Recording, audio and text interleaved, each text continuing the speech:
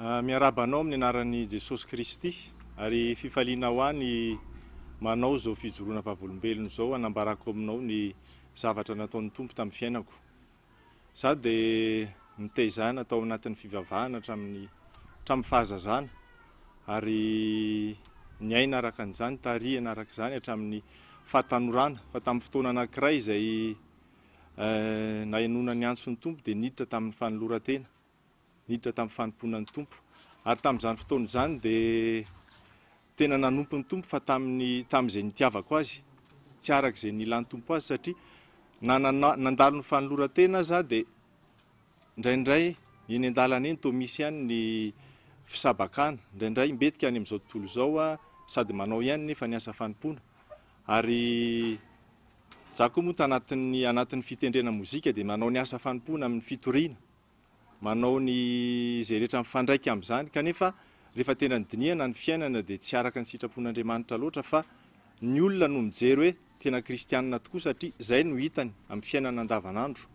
Ary tamin'izany fotoana izany dia raha nanohatra ny tena tamin'ny mpivavaka hafa tanatin'ny trano fiangonana dia nihevitra hoe mba kristianina amin'ilay tena izy fa tsy ny kristianina ara-piarahamonina fotsiny.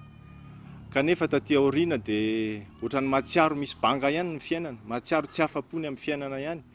Ary nisy fotoana tena nitsahatra mihitsy ary nijanona tsy nandeha mihitsy na zany hoe trano fivavahana zany ara dia tsy nandehanana intsony satria misy fifanoherana ao anaty, misy faharesen-dahatra tsy dia mifanaraka amin'ny zavatra hita loatra anatin'ny fomba mpivavahana fa tsy fantatra mazava hoe inona ilay izy.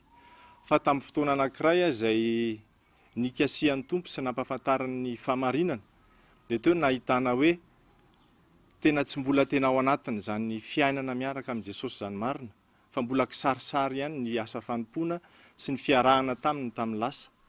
Dia isaorana ny Tompo fa tamin'izay fotoana izay no namerina fiangana vaovao indray. Ary tena resy lahatra ary tena nitarihan'ny Tompo ny tao amin'ny fanahin'Andriamanitra hoe zany miaraka amin'ny Tompo zany dia tena misaraka tanteraka amin'izao tontolo izao.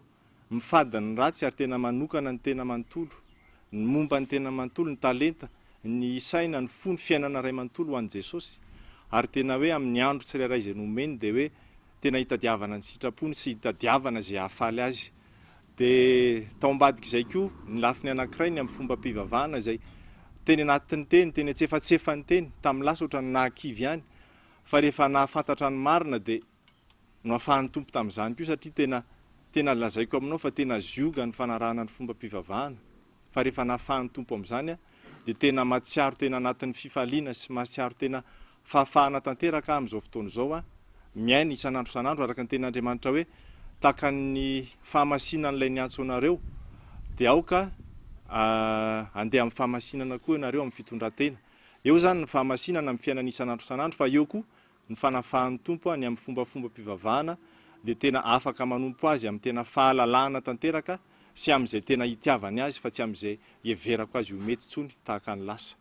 Dia ho azy rery ny voninahitra. Amen.